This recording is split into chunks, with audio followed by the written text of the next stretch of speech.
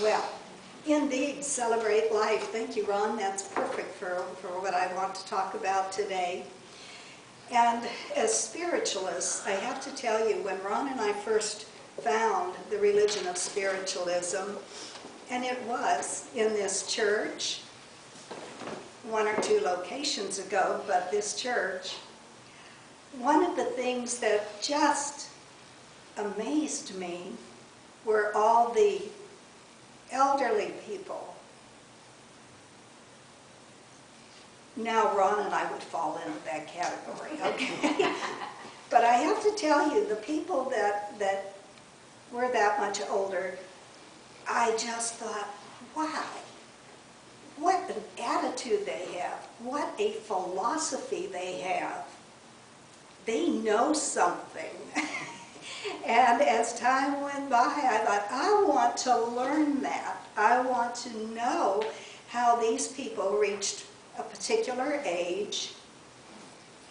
None of them looked what their true age was, and they certainly didn't act it. And I thought, I want to know, because as we got to know them, we found out, no, nobody's life was perfect. Some had been through some pretty horrific things, but they were so positive. Nothing held them back, nothing. And I thought, I want to be like that. What is their secret? Well, their secret, and they were glad to share it with others, was spiritualism. Because spiritualism is a religion that teaches us to think for ourselves, to take personal responsibility. Of course, our services hopefully offer some inspiration and some things to consider, but essentially it is up to each one of us. We can't do it for anyone else. Friends of ours at one point, about 10 years ago, started questioning us about, well, how can you let your parents do that? Excuse me? We were not in a position to let our parents do anything. They had come through several wars. They had come through the Depression. They worked very, very hard for everything they had. Who would we be to tell them, you can't do that, you're too old? I don't think so. I certainly know how we would react if one of our sons said that to us or told that to us. We think for ourselves, and the longer you are involved with spiritualism, the more you'll see that yes, indeed, natural law, God's laws, never fail. Never fail. And sometimes we wonder, well, what happened? I'm putting forth all this positive thought. I'm trying to do my part. Why aren't I a millionaire by now? What happened to that new Lexus I was going to have by a certain age? What happened to traveling the world and meeting people and seeing phenomenal things? Well, what happened is life. What happened is life. Sometimes we get so focused on what we want, that we forget. We're sharing this planet with, I don't know how many billions of other people, and maybe they want some of the same things, or maybe they want very different things. And no, as spiritualists, we don't see God sitting on a throne keeping this journal of what this person did and what this person didn't do. But we have learned that our thoughts are definitely things, and we need to follow those with action. However, the big clue here is getting outside of ourselves and considering, just considering people around us. people around us. Now, there are many things in our world that need to be changed, I must admit. And this last year has been a humdinger of a year for nearly everyone I know, both financially and personally, within their own family, sometimes within ourselves. But we just said our principles. And number 7 says, we affirm the moral responsibility of individuals and that we make our own happiness or unhappiness as we obey or disobey nature's physical and spiritual laws. Well, some of you may think, but I'm doing that. And some of you may think, what laws are they talking about? Well, if you've taken any of our courses or read any of our books on natural law, you'll recognize that it's so easy to embrace some of them. It's like, oh, well, I knew that. Oh, I can do that. And then the little more that you learn, it's, oh, gee, I had never considered that. Oh, now I can see why this event happened in my life. It's a learning process, and sometimes, whether it's a career or a vacation or spiritual growth, we get so focused on where we want to be that we forget every moment of every day we're building that. Now, if we try to do it haphazard, if we try to do it our way, no matter what, it can be like building a sand castle at the beach. You know, you're not taking your time, you're not considering the circumstances, the environment. That foundation is important. So you want the foundation to be good.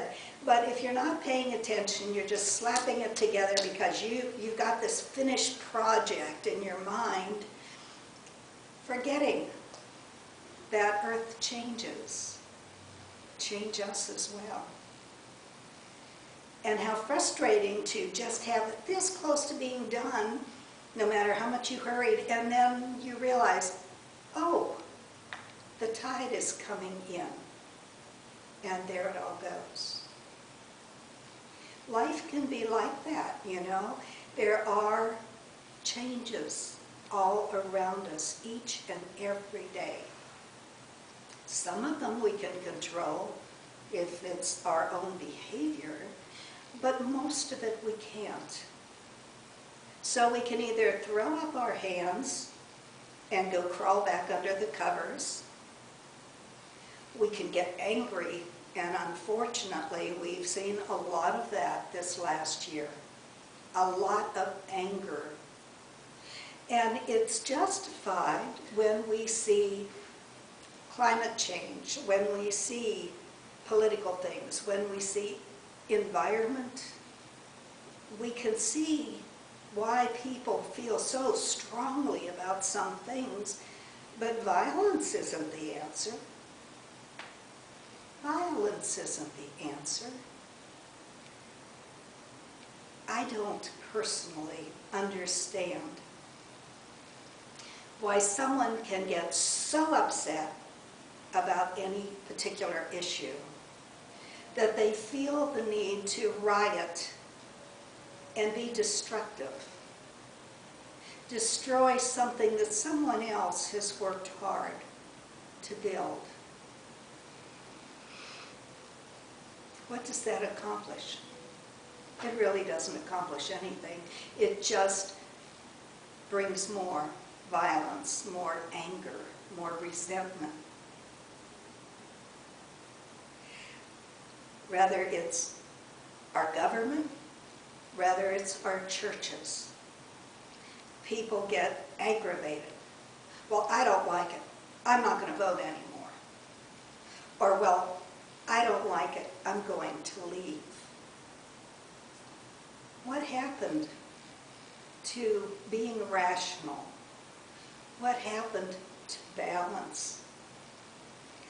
What happened to recognizing that anything worth accomplishing is better working together instead of pulling apart? A dear friend of my mom's has no family, literally no family left. And we picked him up on Christmas Day and took him to visit my mom. And you talk about the real joy of Christmas. Their delight in just being able to sit and hold hands and smile with one another. Neither took their eyes off the other's eyes. They're not kids, but they have learned what life is about. And that is about connecting. It's about caring.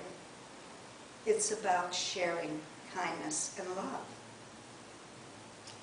Our Principle 8 says, we affirm that the doorway to reformation is never closed against any soul here or hereafter. And that makes spiritualism a little different from many other religions, because many other religions teach that, yeah, you've earned where you're going to go after the death of the physical body, but they forget that we have made that throughout our lives. As spiritualists, we don't believe we can get right down to that next to the last breath and think, I haven't been a real great person. I want to go to heaven, please. It doesn't work that way. It doesn't work that way. And I've had some interesting conversations with some people this week about, well, where do we go? What does happen? Does everyone end up where they expect? Does an atheist live their life on saying, there's no hereafter, this is it? What do they experience when they transition? It's like going to some remote island and telling the people that other people can fly, just like birds. We can be up in the air. They would think we were crazy. For them, that is not a possibility. It's impossible until they say it. How much in life feels like an impossibility to us until someone opens our eyes? And if that doesn't happen here, then what about in the hereafter? We know, as spiritualists, that we expect to be greeted by our loved ones. I was counseling a man who knew he was facing transition, and he said, tell me again about your beliefs. And so I'm telling him, Sally Sunshine, right? And I'm telling him he would be greeted when he crossed over by his parents. And he assured me they were the last people he wanted to see. Oops. I said, well, then they may be the last people you will see if you feel that strongly about it. But I hope you will be open, because they've been in spirit quite a while now, and hopefully they've learned.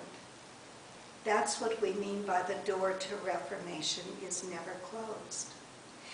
Ideally, we work on our spiritual self here. Ideally, that gives us kind of that head start. But even in the world of spirit, we can continue to grow and learn and become closer to God. One of the ways we can do that is to choose to work with people still here on the earth plane. Well, why wait? We can do that now. We can do that now. We can bring people together. We can support one another. If someone else feels differently about a subject, let them. They're allowed. That's one of the huge blessings of this country. We can speak up. One time in Washington, D.C., we were right there at the Supreme Court. All these stuff's going on. And people were protesting like crazy. You had a clump of people here. You had a clump of people here. You had a clump of people here. And they've got bullhorns. And each one of them had their own cause. And they had lots of signs, and they chanted sayings. And all around the area were mounted police officers. Not doing anything, just there. And because I was in Washington, D.C., on the sidewalks, you see people from so many different countries. And to see someone who clearly is from this country, someone who is clearly from another country, don't you wonder, what do they think? What do they think when they see this in our country? Nobody's pointing weapons at them. Nobody is arresting them because they're allowed to protest as long as it's peaceful, as long as they're not hurting someone else. That's what it's all about. That's what it's all about. It's remembering our blessings with gratitude. It's sharing those blessings with others. And as some people in America do, it's not all about money. You may think, well, I'm just barely scraping by now. I can't give a huge amount of money to this charity, even though it really is deserving. You don't have to. You don't have to. With all the people in this country, if those who could would donate something. A lot of the stories that went around on the news this holiday season were about children, little children, who took their piggy bank and emptied it into a Salvation Army kettle. Little children who gave a new toy to a cause that is going to make sure every child gets a toy. You know, children are filled with love. And with just a little guidance, they learn to share. They learn to consider others. Did we lose that along the way in this growing up process? I hope not. I hope not. I would like to ask you, as we begin a new year, begin it with love. Love. L, don't forget laughter. Don't forget laughter. We can get so caught up in our challenges or other things. We forget the gift of laughter whether it's a silly joke, whether it's a silly commercial. Don't forget laughter and encourage others as well to see humor in things. There's a lot to enjoy in life. If we would just remember, let it bubble out in laughter rather than anger or tears. Laughter's contagious. It's one of those diseases. Thank goodness we don't have any injections to stop it. It's there. We need to let it bubble forth. Oh, be optimistic. Be optimistic. You can have a glass. You can decide if it's half full or half empty. It's your choice. It's your choice. Either one is a reality, but which do you choose to make your reality? We have that option. What are your values? What are your values? For yourself, for your family, for friends, for our country, for our world? I'm getting a lot of flack lately if I'm out somewhere and I hand my straw and the paper wrapper back to the server and everybody laughs. I don't care. It occurred to me one day, at home I drink glasses of things and I don't use a straw. I guess I've seen one too many sea turtles with straw problems. And people laugh, well, you know, it's a turtle. It's a living thing. It's a living thing. We do enough out of pure stupidity, honestly, we do.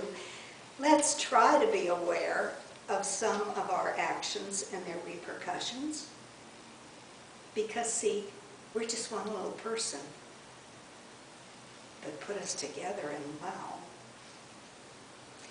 Last of all, evolve. Take control of your own life. Take control of your feelings. Take control of your spiritual understanding and growth. You would have a better year. I can pretty much guarantee that. Because, again, we don't have to control everything. We don't have to control people around us, whether it's a generation older or one or two generations younger. Breathe. Stay in balance. That will have a greater effect on you personally, on your loved ones, your communities, and the world. Breathe. And love. Every morning when you awaken, what can I do today to make my world a better place? Every night, give gratitude for something good in your life. It will make all the difference. You'll sleep better. You'll wake up refreshed and ready to face a new day.